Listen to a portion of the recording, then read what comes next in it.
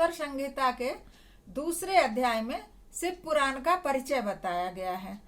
अभी इससे पूर्व आप लोगों ने पहला अध्याय सुना, जिसमें कलयुग में लोग कैसे हो जाएंगे और उनके पापों का नाश कैसे होगा, ये मैं बताई थी। अब परिचय सुनिए।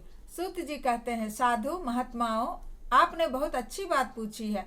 आपका यह प्रश्न तीनों लोगों का हित करने वाला है। मैं गुरुदेव व्यास का स्मरण करके आप लोगों के स्नेहवश इस विषय का वर्णन करूंगा। आप आदर पूर्वक सुने। सबसे उत्तम जो शिव पुराण है वह वेदांत का सार सर्वस्व है तथा वक्ता और श्रोता का समस्त पाप राशियों से उद्धार करने वाला है। इतना ही नहीं, वह परलोक और परमार्थ वस्तु को देने वाला है। कली की कल्म राशि का विनाश करने वाला है। उसमें भगवान शिव के उत्तम यश का वर्णन है। ब्राह्मणों, धर्म, अर्थ, काम और मोक्ष, इन चारों पुरुषार्थों को देने वाला वह पुराण सदा ही अपने प्रभाव की दृष्टि से वृद्धि या विस्तार को प्राप्त हो रहा है। विप्रवरों, उस सर्वोत्तम शिव पुराण के अध्ययन मात्र से वे कलयुग के पापासक्त जीव श्रेष्ठतम गति को प्राप्त हो जाएंगे। कलयुग के महान उत्पात तभी तक जगत में निर्भय होकर विचरेंगे जब तक यहाँ शिव पुराण का उदय नहीं होगा। इस वेद के तुल्य माना गया है इसे। इस वेद कल्प पुराण का सबसे पहले भगवान शिव ने ही प्रणयन किया। विद्धेश्वर संहिता, रुद्र संहिता, विनायक संहिता, उमा संहिता, मात्र संहिता, एकादश रुद्र संहिता, कैलाश संहिता, सत रुद्र संहिता, कोटि रुद्र संहिता, सहस्त्र कोटि रुद्र संहिता, वायवीय संहिता तथा धर्म संहिता, इस प्रकार इस पुराण के 12 भेद या खंड हैं। ये 12 संहिताएं अत्यंत पुण्यमयी हैं। ब्राह्मणों, अब मैं उनके श्लोकों की संख्या बता रहा हूँ।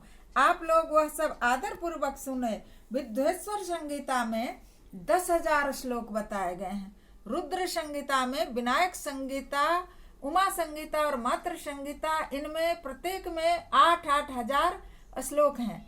ब्राह्मणों, एकादश रुद्र संहिता में 13,000, कैलाश संहिता में 6,000, सत रुद्र संहिता में 3,000, कोटि रुद्र संहिता में 9,000 और सहस्त्र कोटि रुद्र संहिता में 11,000, वायवीय संहिता में 4,000 तथा धर्म संहिता में 12,000 श्लोक हैं।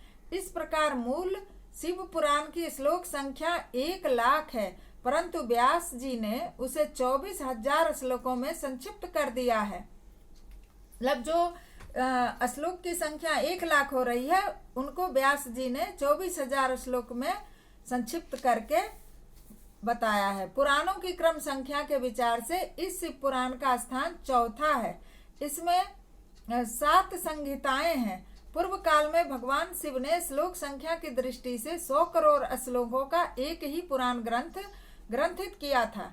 सृष्टि के आदि में निर्मित हुआ वह पुराण साहित्य अत्यंत विस्तृत था। फिर द्वापर आदि युग में द्वैपायन व्यास जी ने, महर्षियों ने जब पुराण का 18 भागों में विभाजन कर दिया, उस समय संपूर्ण पुराणों का संक्षिप्त स्वरूप केवल 4,00,000 श्लोकों का रह गया। उस समय उन्होंने शिव पुराण का 24,000 श्लोकों में प्रतिपादन किया। यही इसके श्लोकों की संख्या है। यह वेद तुल्य पुराण 7 संहिताओं में बटा हुआ है। इसकी पहली संहिता का नाम विद्धेश्वर संहिता है, दूसरी रुद्र संहिता समझनी चाहिए। फिर तीसरी का नाम सतरुद्र संहिता, चौथी का कोटि रुद्र संहिता, पांचवी का उमा संहिता, छठी का कैलाश संहिता, सातवीं का वायवीय संहिता है। इस प्रकार ये 7 संहिताएं मानी गई हैं। इन 7 संहिताओं से युक्त दिव्य शिव पुराण वेद के तुल्य प्रामाणिक तथा सबसे उत्कृष्ट गति प्रदान करने वाला है। यह निर्मल शिव पुराण भगवान शिव के द्वारा ही प्रतिपादित है। इसे शैव शिरोमणि भगवान व्यास ने संक्षेप से संकलित किया है। यह समस्त जीव समुदाय के लिए उपकारक, त्रिविध तापों का नाश करने वाला, तुलना रहित एवं सत्पुरुषों को कल्याण प्रदान करने वाला है। इसमें वेदांत विज्ञान में प्रधान तथा निष्कपट धर्म का प्रतिपादन किया गया है। यह पुराण ईर्ष्या रहित अंतःकरण वाले विद्वानों के लिए जानने की वस्तु है। इसमें श्रेष्ठ मंत्र समूहों का संकलन है तथा धर्म, अर्थ और काम स्त्री वर्ग की प्राप्ति के साधन का भी वर्णन है। यह उत्तम शिव पुराण समस्त पुराणों में श्रेष्ठ है। वेद वेदांत में वेद रूप से विलसित परम वस्तु परमात्मा का इसमें गान किया गया है। जो बड़े आदर से इसे पढ़ता और सुनता है वह भगवान शिव का प्रिय होकर परम गति को प्राप्त कर लेता है।